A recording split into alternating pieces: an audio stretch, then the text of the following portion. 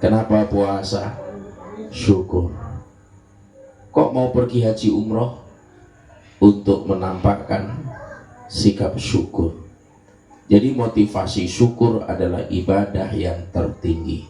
Mudah-mudahan seluruh yang hadir ini semuanya ahli syukur. Amin ya rabbal alamin. Yang kedua, setelah kita ngajak bersyukur, jadi bahas syukur aja sudah hampir 10 menit. Ini kayaknya ceramahnya nanti sampai jam 12. Kira-kira Bapak Ibu siap? Masalahnya saya tidak siap. Ini kakinya sudah gemetaran, pertanda asam urat kumat. Yang kedua, setelah mengajak bersyukur, sebagaimana lazimnya saya mengajak bersalam sholawat atas junjungan kita Rasulullah Muhammad Sallallahu Alaihi Wasallam. Mudah-mudahan saya dan seluruh yang hadir ini nanti di akhirat masuk surga bersama beliau. Amin ya rabbal alamin. Bu, Ibu, oh mantap sinyalnya. Kalau ibu-ibu disuruh pilih, nanti di akhirat mau masuk surga bersama Pak Bupati, bersama Pak Gubernur, bersama suami, atau bersama Nabi? Pilihannya bersama Nabi. Kasihan suaminya ditinggal, kayaknya habis manis, sepah dibuang. Itu pilihan yang tepat. Semua orang Islam pasti bercita-cita ingin masuk surga bersama Nabi. Mudah-mudahan bisa mengajak orang-orang yang dicintai. Mudah-mudahan itu dikabul oleh Allah Subhanahu wa ta'ala. Cukup sekian ceramah saya bab yang pertama. Jadi bab pertama ngajak syukur sama ngajak sholawat. Bab yang kedua saya berikan khusus untuk keluarga almarhumah, supaya semua ada bagiannya. Mohon maaf ibu-ibu, saya tidak menolak ke sana, karena kalau menolak ke sana suaranya hilang. Terpaksa menolehnya ke kiri terus. Untuk keluarga almarhumah, hidup ini adalah ujian. Ujian di dalam hidup ini persis seperti ujian di sekolah. Kalau ujian di sekolah itu pesertanya kan siswa dan siswi. Kalau ujian dalam hidup, pesertanya adalah dua komunitas makhluk hidup. Pertama bangsa jin, yang kedua bangsa manusia. Itu yang peserta ujian. Tumbuh-tumbuhan itu bukan peserta ujian. Binatang bukan peserta ujian. Malaikat malah jadi pengawas, ngawasi kita. Yang peserta ujian dalam hidup ini hanya dua komunitas, dua kelompok, bangsa jin dan bangsa manusia. Itulah sebabnya ayatnya mengatakan wa ma khalaqtul jinna wal insa illa liya'budun. Tidak diciptakan bangsa jin dan bangsa manusia kecuali untuk menghamba kepada Allah. Jadi peserta ujiannya bangsa jin, bangsa manusia.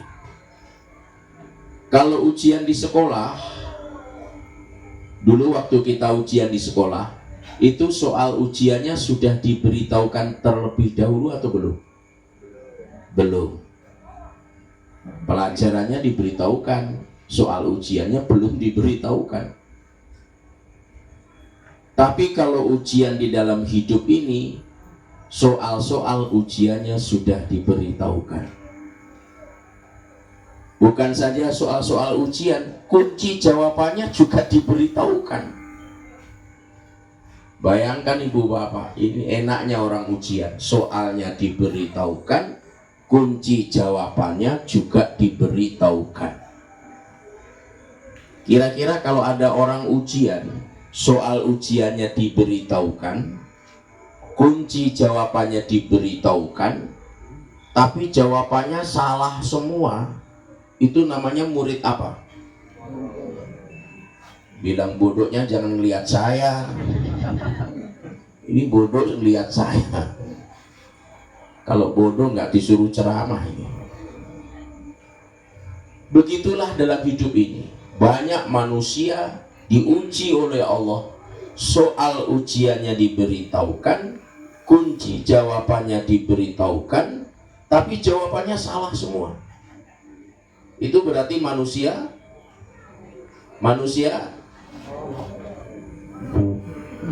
kalau di kampung saya namanya bento. Kalau di sini bahasa Indonesianya bodoh ya.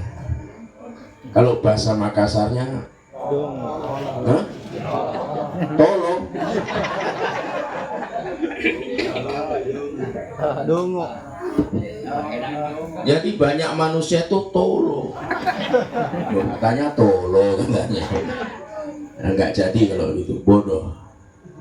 Kenapa bodoh? Ini ujian dari Allah sudah diberitahu, kunci jawabannya diberitahu, kok salah? Berarti tolo. Berarti tolo. Allah sudah memberitahukan soal ujiannya. وَلَنَبْلُوَنَّكُمْ بِشَيْءٍ مِّنَ الْخَوْفِ وَالْجُوعِ وَنَقْصٍ مِّنَ الْأَمْوَالِ وَالْأَنفُسِ وَالثَّمَرَاتِ وَبَشِّرِ الصَّابِرِينَ. Jawabannya ngikut وَبَشِّرِ الصَّابِرِينَ. Kalau diuji, nanti jawablah dengan sabar. Makanya kepada keluarga almarhumah, bersikaplah sebagai orang yang sabar. Jadi menghadapi ujian ini harus sabar. Harus sabar. Pak Ustadz sabarnya sudah naik di ubun-ubun, tidak kuat lagi. Maka jangan dibiarkan sabar itu sendirian. Harus dicarikan mitranya. Harus dicarikan temannya. Apa temannya sabar? Temannya sabar namanya sholat.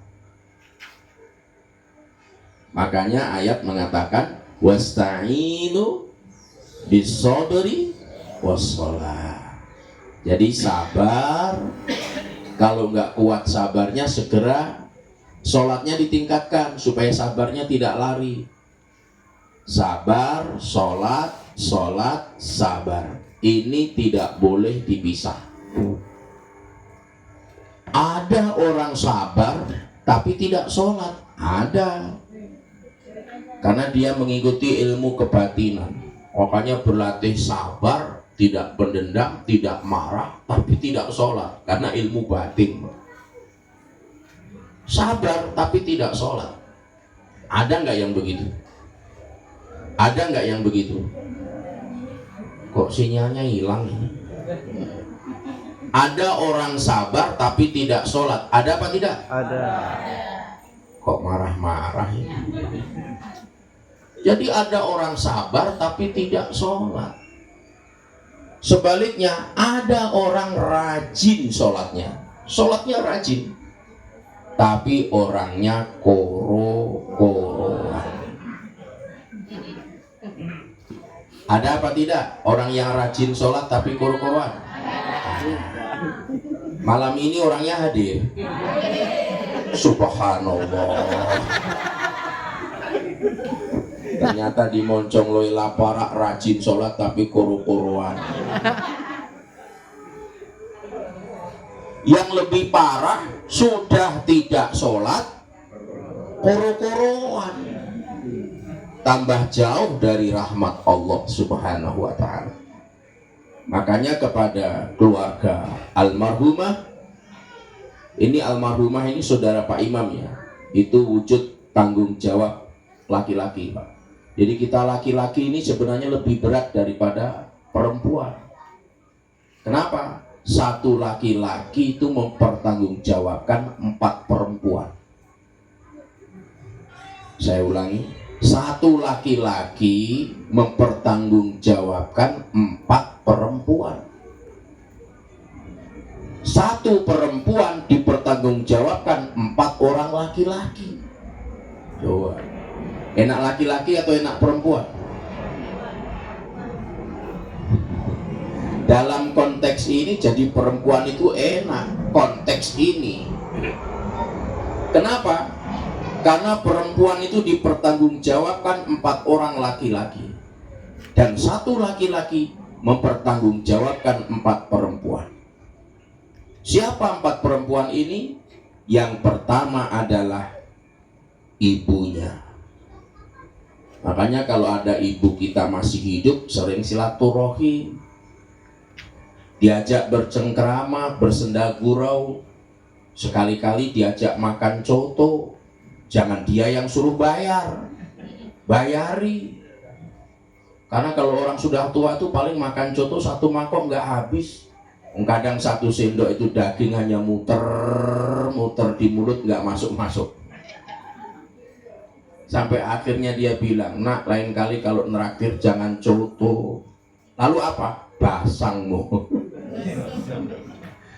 Jadi Bapak Ibu sekalian, ibu itu. Yang kedua adalah istri.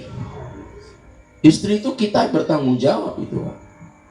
Yang ketiga, saudara perempuan. Makanya ketika saudara perempuan saya itu kok nggak nikah-nikah, adik bungsu saya perempuan, nggak nikah-nikah, saya ikut stres. Karena nanti di akhirat ditanya oleh Allah. Begitu ada yang melamar, usianya jauh beda, tapi orangnya baik. Ayah tidak setuju awalnya bapak. Saya langsung dekati, bapak, tolong diterima. Karena saya akan ditanya juga di akhirat. Diterima. Dia tidak kaya, tapi nanti bisa diusahakan kekayaan itu. Dia tidak hafal 30 juz, tapi dia hafal juz 30. Loh, kan beda ya. Tidak hafal 30 juz, tapi hafal juz 30. Karena imam musola. Terima. Kalau tidak diterima sampai ditolak, nggak ada jodohnya adik lagi didatangkan oleh Allah, saya nggak bertanggung jawab. Akhirnya diterima. Justru sekarang dari sisi materi lebih ideal daripada yang lainnya, ibu bapak.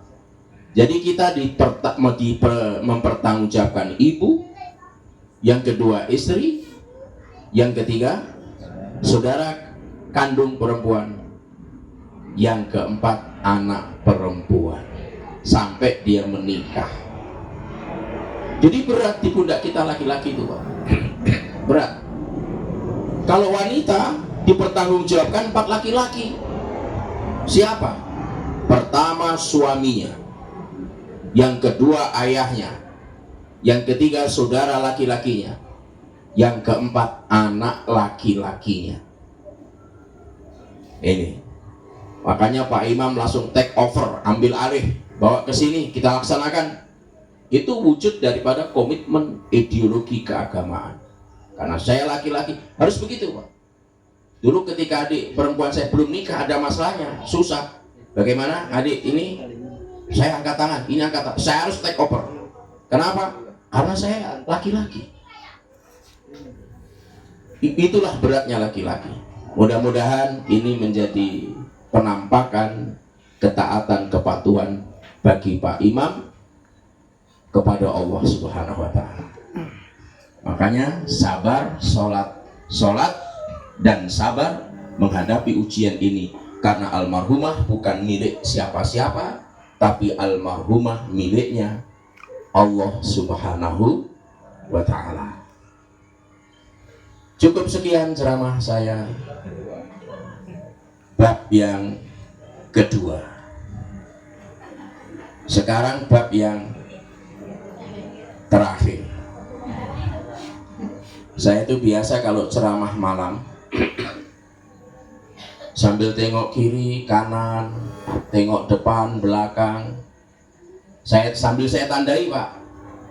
Kalau sambil saya ceramah ada yang menguap 3 kali, itu isyarat saya harus berhenti. Jadi nanti kalau sementara ceramah ada yang menguap 3 kali, kita hentikan ceramah ya. Setuju? Alhamdulillah. Dan sementara saya ceramah sampai bab 2, sudah ada yang menguap 2 kali. Berarti sekali lagi langsung billahi taufik wal hidayah. Kita mencari alasan supaya cepat selesai. Nah, Bapak Ibu sekalian, untuk bab yang ketiga, untuk seluruh yang hadir. Ini sudah sering saya sampaikan di event-event takziah. Saya kembali mengingatkan bahwa kita hidup di dunia ini sesungguhnya adalah pendatang. Kita bukan asli penduduk bumi. Aslinya kita ini pendatang, bukan penduduk bumi. Lalu dari mana Pak Ustadz kita ini asalnya? Dari satu tempat yang jauh. Kalau teorinya ditanya dari mana asalnya manusia, teorinya mengatakan inna lillahi, semua kita milik Allah, semua kita berasal dari Allah. Itu teorinya. Teorinya begitu. Tapi dalam tataran teknis, dari mana kalau menyebut wilayah ya, wilayah, daerah atau teritorial, dari mana asalnya manusia itu daerahnya? Dari daerah mana? Jawabannya dari suatu daerah yang sangat jauh dari bumi, yang daerah itu diberi nama surga. Berarti aslinya manusia itu kampungnya mana? Surga. Aslinya kampungnya surga. Ya harus pakai tasdid. Surga. Ayo coba 1, 2, 3. Ludahnya sampai ke saya.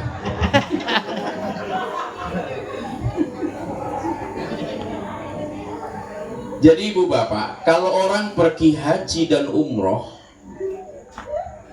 secara syariat harus ke Mekah, karena tempat tawafnya di sana. Itu tawaf secara syariat. Tapi tawaf secara hakikat adalah hari-hari yang kita lalui ini tawaf menuju Allah. Jadi dari Allah menuju kembali kepada Allah, itulah hakikat tawaf yang sesungguhnya. Itu dalam bahasa Quran disebut inna lillahi wa inna ilaihi rajiun. Start dari Allah, lalu meninggalkan posisi itu. Kemana kembalinya berakhirnya? Ya berakhir kembali kepada Allah. Dari Allah kembali ke Allah, itulah tawaf secara hakikat. Tawaf di Mekah syariat, tawaf hakikat hari-hari yang kita lewati inilah tawaf yang sesungguhnya. Dari hari tawaf di Mekah 7 putaran, tawaf hari-hari juga 7 putaran. 7 putaran, 1 kali putarannya 1 hari 1 malam. Makanya hari-hari itu disebut Ahad 1, Isnin 2, Salasa 3, Arba Rabu 4, Khamsa Khamis 5, Sita 6, Sab'an Sabtu 7. Dari hari Ahad sampai hari Sabtu itulah tawaf yang sesungguhnya.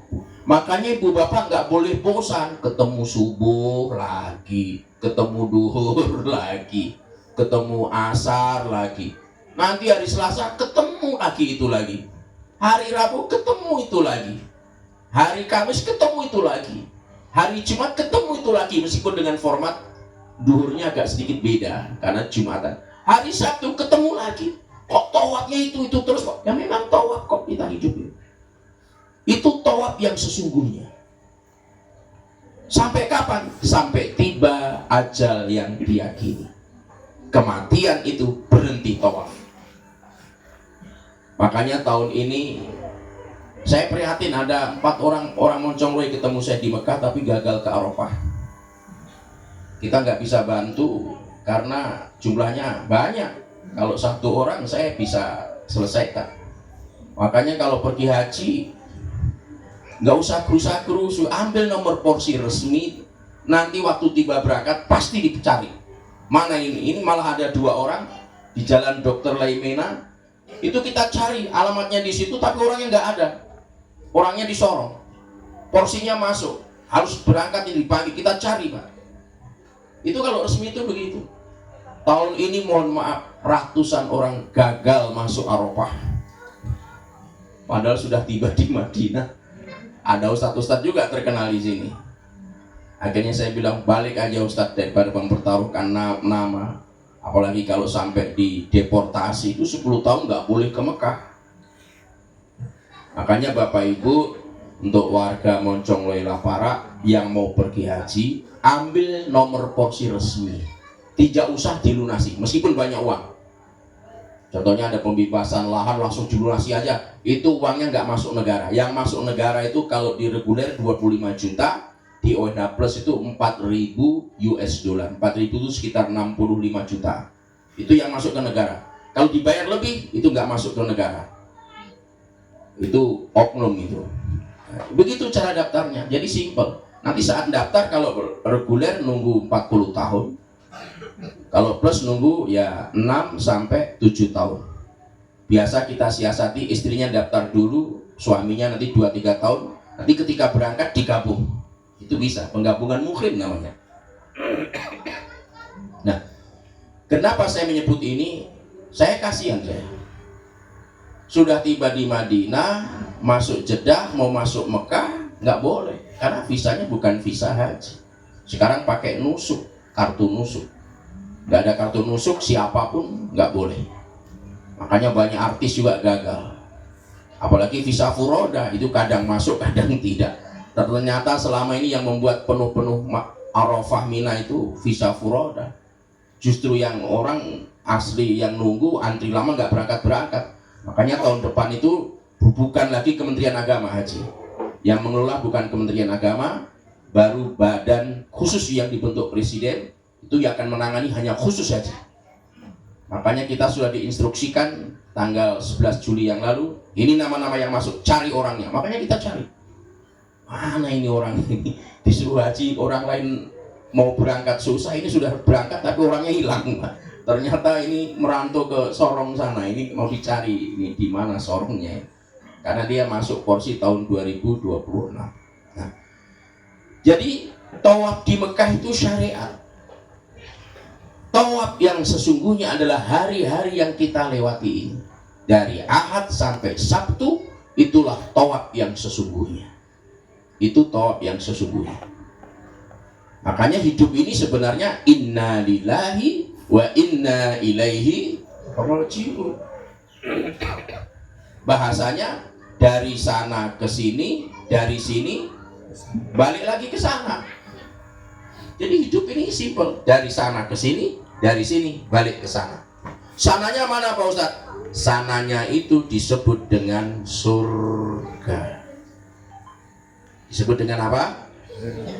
Berarti kampung halaman kita yang sesungguhnya mana? Surga. Adapun Moncong Loi Lapara, oh pakai tasdid ya? Moncong Loi Lapara. Oh, P-nya di tasdid itu. Itu bukan kampung halaman hakiki, itu tempat di mana kita dilahirkan. Jadi Makassar, Takalar, Selayar, Banjar itu bukan kampung halaman, itu tempat di mana kita dilahirkan.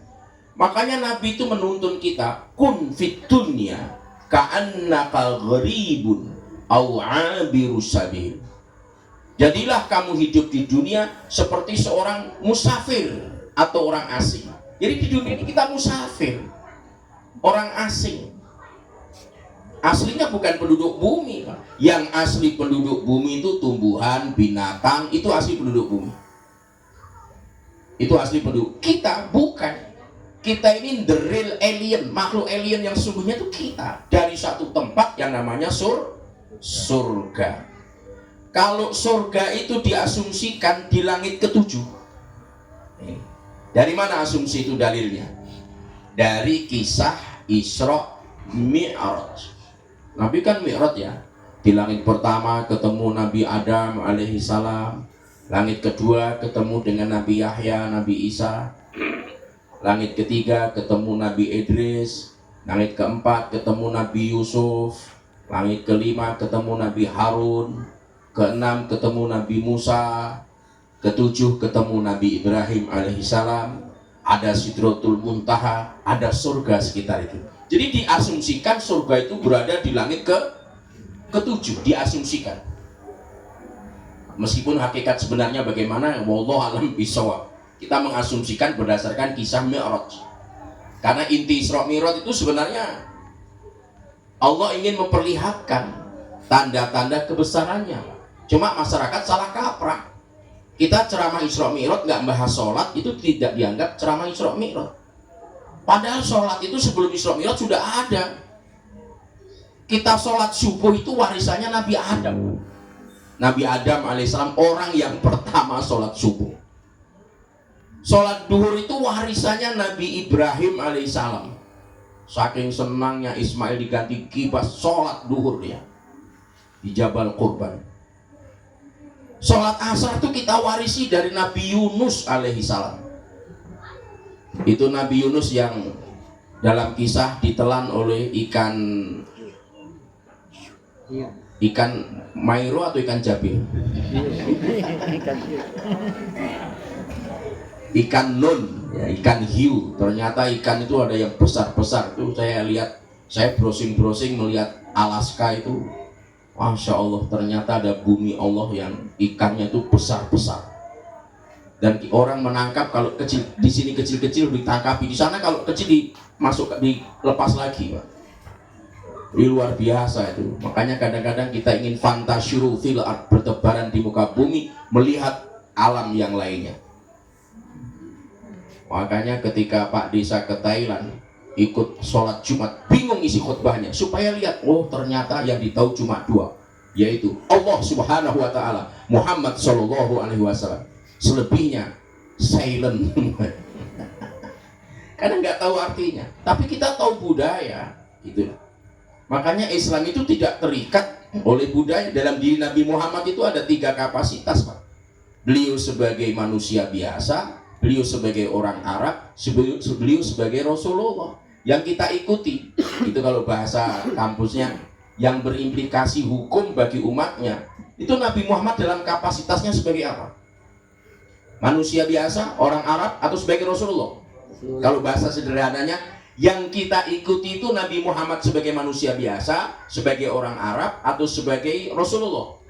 Perintahnya Quran, laqad kana lakum fi rasulillahi uswatun hasanah. Itu. Makanya kemana-mana ceramah di kantor pakai sarungan aja pede aja saya, Pak. Kenapa? Saya punya basic ilmu tentang itu, punya argumentasi, punya nas, punya dalil, supaya kultur Nusantara kita itu nggak hilang. Kultur Nusantara kita itu nggak hilang. Dan Sulawesi Selatan itu kaya dengan ulama-ulama hebat sebenarnya. Cuma kita nggak pede, Pak. Ternyata pembawa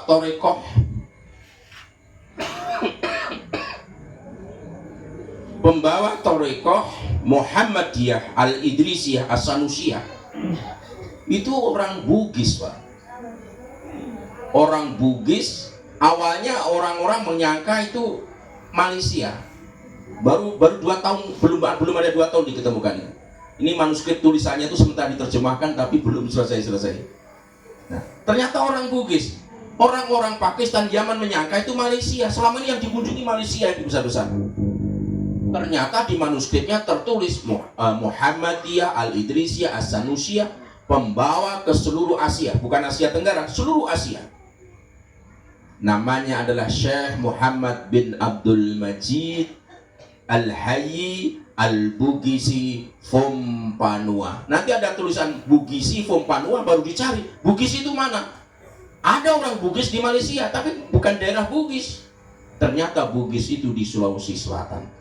Mana Fompanua? Fompanua dicari. Ternyata perbatasan antara Sopeng dengan Bone. Jadi itu ada Sengkang. Kalau Sengkang kan terkenal dengan Asadiyahnya. Itu ke arah kemana itu? Kalau saya arahnya ke barat, karena kadang-kadang bingung kita arahnya. Ke arah barat kurang lebih 20 kilo itu ada Fompanua, itu sudah masuk wilayah Bone. Tapi sebelah itu masuk Sengkang, sebelah Fompanua Bone. Itu ada makamnya Syekh Bafadol di situ. Ternyata makam itu nggak terawat, Pak, di bawah pohon. Inilah Syekh Abdul Majid bin Abdul Hayy Al-Bugisi Fompanua, pembawa Thariqah Muhammadiyah Al-Idrisiyah As-Sanusiyah ke seluruh Asia. Ke seluruh Asia, bukan Asia Tenggara. Cuma kita nggak pede kalau yang bawa Islam itu kalau nggak dari mana gitu, nggak pede gitu. Padahal kaya dengan ulama di Sulawesi Selatan, sebagaimana di Jawa Timur. Bahkan orang Afrika Nelson Mandela itu bilang, kalau nggak ada orang Makassar ke sini, nggak ada Islam di Afrika Selatan. Yaitu Syekh Yusuf Al-Makassari. Ini saya sedang mencari kitabnya, sudah ketemu, dipegang oleh Dr. Syahrir Nuhum, yaitu ajarannya beliau. Saya mau ambil, menjadikan bahan kajian di Masjid Al-Mutakin. Jadi setiap Sabtu kita, tapi sudah ketemu kitabnya, tapi belum saya ambil. Itu bagus sekali itu ajarannya. Satu orang makamnya 7 tempat. Yang mana yang benar? Cuma studi Fakultas Adab, ya kalau jujur, masalahnya kalau jujur kita marah juga karena ternyata di sini duplikasi. Yang asli itu di mana? Ya itu sudah jadi karya ilmiah, nggak berani tegas karena menyangkut emosional masyarakat masalahnya. Makanya yang di sini mengklaim yang asli. Di Cape Town mengatakan kami yang asli. Di Nusa Tenggara Barat ada juga kami yang asli. Di Banten kami yang asli. Lu ini bingung. Tapi secara akademis itu sudah secara historis yang akurasinya presisi itu ada di Cape Town. Di sini mungkin serbannya aja dibawa atau apa, pakaiannya gitu. Jadi luar biasa. Bahkan di Thailand itu ada kampung Makassar. Bukan Makassar, Makassar. Kenapa Makassar kok mirip-mirip? Ternyata Makassar semuanya di situ. Cuma sudah generasi keempat, makanya nggak bisa bahasa Makassar. Tapi adat Mapasi Karawa, Mapetu ada, itu masih ada di situ. Dari mana adatnya? Nggak mungkin dari Thailand. Itu adat kita. Cuma orang-orangnya sudah nggak bisa bahasa Makassar karena sudah generasi keempat. Gitu. Ada pulau di selatan timur itu miliknya Australia. Isinya orang Bugis Makassar semuanya, Pak. Isinya orang Bugis Makassar semuanya. Ini seandainya Pak Presiden bisa mengambil alih itu, kan itu penduduk kita. Tapi memang secara perjanjian UNCLOS katanya itu wilayah masuk Australia. Tapi banyak orang Bugis Makassar di situ. Jadi luar biasa, kita punya orang tua petarung, Pak. Bukan cengeng kita. Petarung kita. Nenek moyangku seorang pelaut, itu bukan sekedar lagu, memang pelaut ulung kita ini. Terdampar di mana-mana. Sampai Sumatera Barat ada juga kampung Makassar di sana. Makanya Ustadz Abdul Somad kalau ke Makassar dia banggakan, di Riau ada suatu kampung komunitas isinya Bugis Makassar semuanya. Begitu dibentuk KKSS ada juga dari sana. Bahkan orang terkaya di Batam itu orang Bugis Makassar asli Jelik Ponto. Uniknya nggak lulus SD lagi. Jadi coba nggak lulus SD tapi menguasai 4 dermaga di Batam itu. Di 4 dermaga, Pak. Awalnya dia mencari rongsokan, tapi sekarang jadi orang kaya. Istrinya sarjana dari Padang. Pernah berjudi sebelum dia dapat hidayah, pernah berjudi di Singapura 1 hari habis 3 miliar. Saya waktu diundang orang tuanya, ibunya meninggal itu diundang ke sana tuh habis berapa, Pak? 3 miliar. Sampai saya susah ngitung, 3 miliar itu nolnya berapa ya? Karena kalau macam-macam kita itu kalau ada uang, ya uang paling tinggi kan uang merah, Pak. Uang merah di dompet 1 hari itu 2 hari itu berubah jadi biru. Biru 2 hari berubah jadi hijau. Hijau satu hari berubah jadi ungu, Pak. Seminggu itu uang ungu berubah jadi koin kita ini.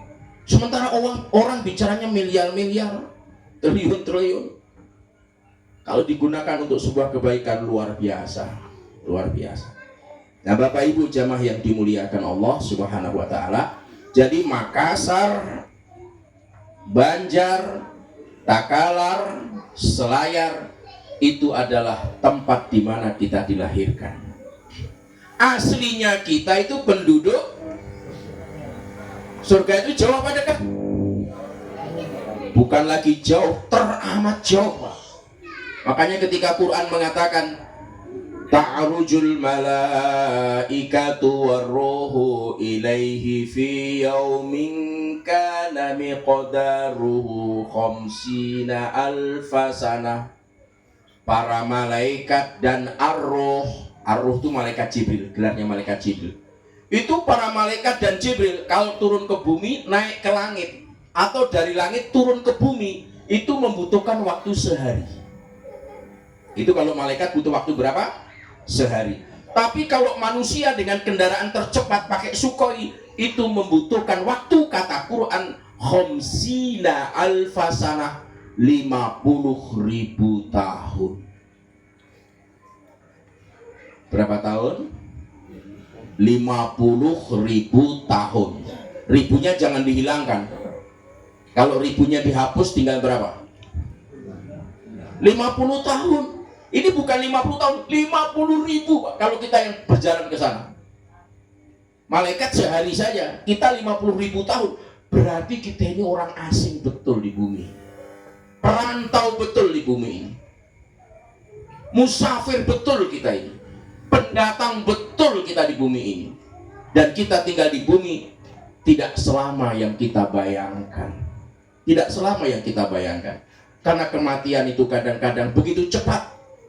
Pagi main golf, tiba-tiba sore jam 11 itu jatuh di rumah sakit, jam 1 siang meninggal dunia, pindah alam. Padahal main golf tadinya.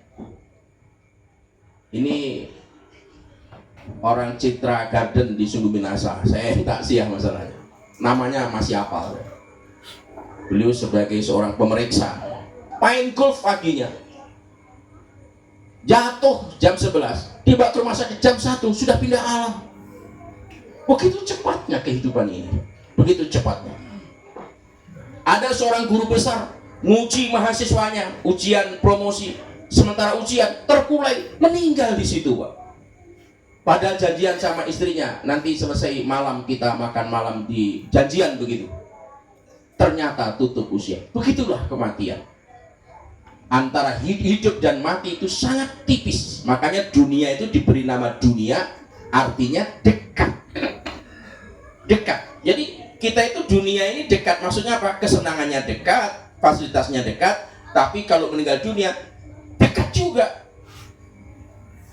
Makanya dunia itu adalah kesenangan yang lahwunu. Lahwun itu senda gurau, permainan. Permainan dan senda gurau itu adalah dunia. Makanya kita harus berhati-hati selama hidup di dunia. Gunakan sebaik-baiknya selama tawaf. Jangan bosan kalau ketemu subuh, duhur, asar, maghrib, isya. Karena sholat itu adalah kuncinya surga. Makanya ada hadis, as-sholatu miftahul khair. Sholat itu kuncinya surga. Giginya ada 5. Patah 1 nggak bisa buka. Apalagi kalau ompong nggak bisa buka. Ada kunci tapi giginya hilang. Kenapa? Giginya ompong, dimasukkan nggak bisa pakai buka. Giginya harus 5. Ada isya, subuh, zuhur, asar, maghrib. Itu miftahul khair. Makanya dari semua ibadah, sholat itu menduduki ranking yang tertinggi setelah syahadat. Kenapa? Karena sholat itu ibadah yang menghimpun seluruh ibadah. Ibadah di atas ibadah. Ibadah yang menghimpun seluruh ibadah adalah sholat. Coba Bapak Ibu, mohon maaf, rukun Islam ada berapa? 5. 1, ketuhanan yang berarti apal yang diajak keliru. Ternyata tidak mau. Yang pertama syahadat. Di dalam sholat ada syahadat apa tidak? Ada. Malah Al-Ghazali perintahkan kalau nggak bisa khusyuk seluruhnya, minimal salah satunya ketika kita mengucapkan asyhadu an la ilaha illallah wa asyhadu anna muhammadar rasulullah. Ada syahadat di situ. Rukun Islam berikutnya sholat. Di dalam sholat ada sholat apa tidak? Itu sudah sholat. Rukun Islam yang ketiga, tunaikan zakat. Di dalam sholat ada zakat apa tidak? Ada harta yang kita keluarkan kalau kita sholat? Ada. Minimal untuk beli baju menutup aurat. Karena nggak boleh sholat tanpa menutup aurat. Kalau kita sholat pakai kaos saja terbuka. Saya sering menyaksikan di masjid-masjid itu. Orang pakai celana, pakai sarung, pakai kaos, begitu sujud, punggungnya terbuka. Itu sholatnya bermasalah itu. Makanya pakailah baju yang bisa menutup sampai ke bawah supaya tidak bocor pahala sholatnya. Rukun Islam yang keempat, puasa. Di dalam sholat ada puasa nggak? Ada. Habis makan kacang, tidak sikat gigi, langsung sholat. Begitu, iyyaka na'budu wa iyyaka nasta'in, kacangnya keluar. Begitu keluar, ini kalau dikeluarkan ini rugi kita. Dikunyah-kunyah, ditelan, batal nggak sholatnya? Dalam fikih Syafi'iyah itu batal sholatnya. Mesti diludahkan, dibuang. Kenapa? Nggak boleh makan minum, mesti puasa. Mesti puasa. Haji, di dalam sholat ada hajinya. Karena untuk sholat itu berapa tempat kita hadiri?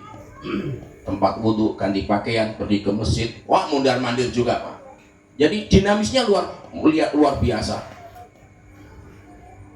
Allah memerintahkan berzikir. Di dalam sholat ada zikir nggak?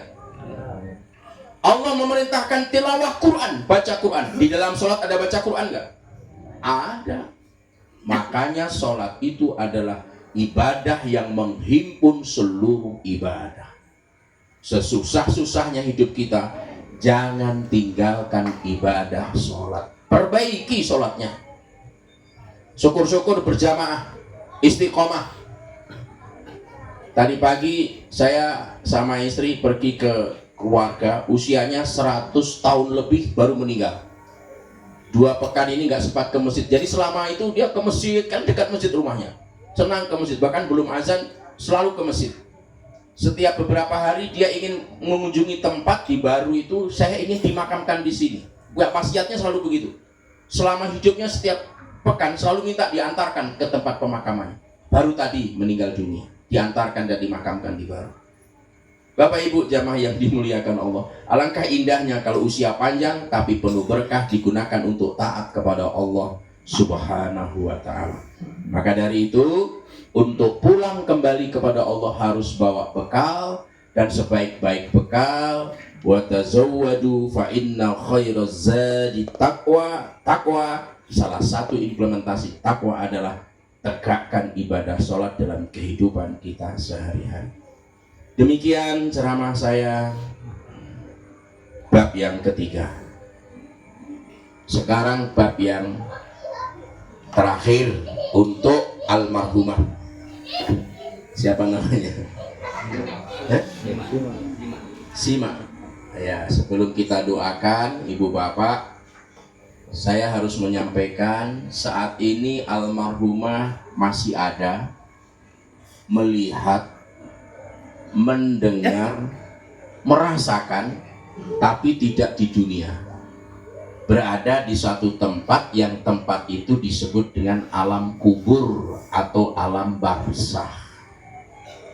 Alam kubur atau alam barzah. Karena di alam barzah tidak boleh orang dibungkus dengan tubuh, makanya tubuhnya harus tinggal. Yang masuk ke situ harus aslinya kita. Makanya tadi kita bilang the real alien itu ya kita ini, makhluk luar angkasa yang sungguhnya itu kita. Kalau kita nggak pakai tubuh untuk kembali ke langit, sama dengan malaikat. Karena sesungguhnya diri kita itu adalah makhluk yang berupa cahaya. makhluk yang berupa cahaya. Gak percaya? Nabi SAW ketika hendak pergi sholat subuh, hadis riwayat Bukhari Muslim meriwayatkan, hadis sahih. Jadi ini doa dibaca ketika mau sholat subuh. Tapi saya selalu baca setiap ke masjid, meskipun perintahnya setiap subuh.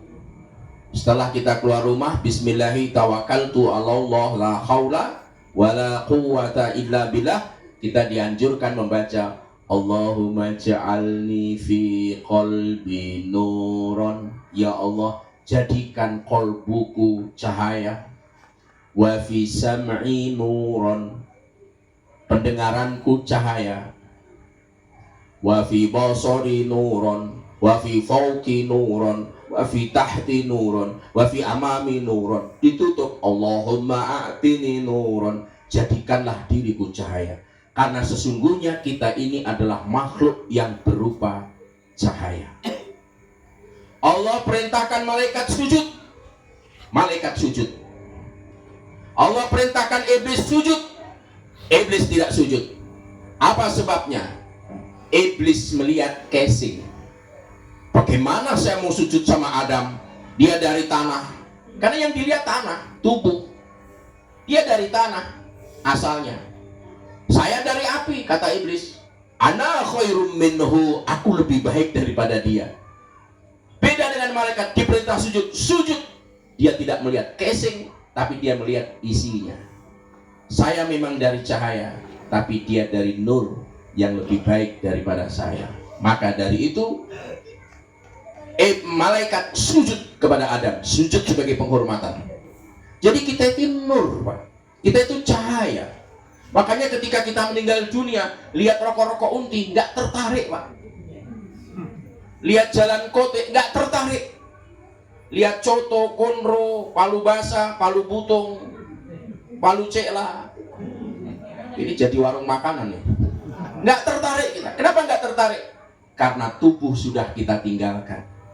Tubuh sudah kita tinggalkan. Yang menarik kita saat seperti itu adalah doa-doa, wirid, zikir, semuanya. Itu yang tertarik. Karena sesungguhnya kita adalah makhluk rohani, bukan makhluk jasmani. Mudah-mudahan apa yang saya sampaikan memberikan manfaat, dan kita berikan kado untuk almarhumah Ibu Sima. Mudah-mudahan dengan doa kita, beliau berbahagia, beliau senang, dan kita pun suatu saat akan bertemu dengan mereka semuanya. Ini terindikasi dari doa ketika ziarah kubur. Assalamualaikum daron qaumin mu'minin wa inna insyaallah. Insyaallah apa? Kami juga akan menyusul. Insyaallah bikum lahikun. Kita berarti akan menyusul dan akan bertemu dengan mereka. Sebelum kita doa, mari kita baca Ummul Quran ala hadhihi niyyah wa ala kulli niyatin sholihah bil barakatil Fatihah. A'udzu billahi minasy syaithanir rajim. Bismillahirrahmanirrahim. Alhamdulillahi rabbil alamin arrahmanir rahim maliki yaumiddin iyyaka na'budu wa iyyaka nasta'in ihdinas siratal mustaqim siratal ladzina an'amta 'alaihim ghairil maghdubi 'alaihim waladdallin. Alhamdulillahi rabbil alamin hamdan syakirin hamdan na'imin hamdan yu'afi ni'amahu wa yukafi mazidah. Ya Rabbana lakal hamdu kama yanbaghi li jalalika wajhika wa 'azimin sultanik. Allahumma salli wa sallim ala hadzal nabiyyil karim sayyidina Muhammadin wa ala alihi wa sahbihi ajma'in. Allahumma a'inna ala dzikrika wa syukrika wa husni ibadatik. Allahumma inna nas'aluka salamatan fid din wal afiyatan fil jasad wa ziyadatan fil ilmi wa barakatan fil rizq wa taubatan qabla al maut wa rahmatan inda al maut wal maghfiratan ba'da al maut. Allahumma hawin alaina fi sakharatil maut wa najatan minan nar wal ifa inda al hisab. Allahumma gfir li amatika almarhumah Sima warhamha وعافه فاعف عنها وأكرم نزولها ووسع مدخلها واغسلها بالماء والثلج والبرد ولجميع المسلمين والمسلمات والمؤمنين والمؤمنات الأحياء منهم والأموات إنك سميع قريب مجيب دعوات ويا قاضي الحاجات ربنا فاغفر لنا ذنوبنا وكفر عنا سيئاتنا وتوفنا مع الأبرار ربنا آتنا في الدنيا حسنة وفي الآخرة حسنة وقنا عذاب النار وصلى الله على محمد وعلى آل محمد سبحان ربك رب العزة عما يصفون والسلام على المرسلين والحمد لله رب العالمين. Neneknya Sufyan suka makan daun sirih. Cukup sekian, terima kasih. Assalamualaikum warahmatullahi wabarakatuh.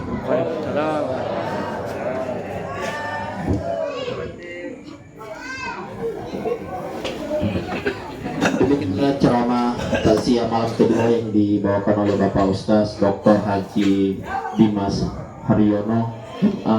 Semoga apa yang disampaikan beliau dapat kita amalkan dalam kehidupan kita sehari-hari dan keluarga yang ditinggalkan diberikan kesabaran. Dan saya mewakili keluarga almarhum meminta maaf jika semasa hidup almarhumah memiliki kesalahan yang baik yang disengaja maupun yang tidak disengaja, mohon dimaafkan. Dan apabila ada utang piutang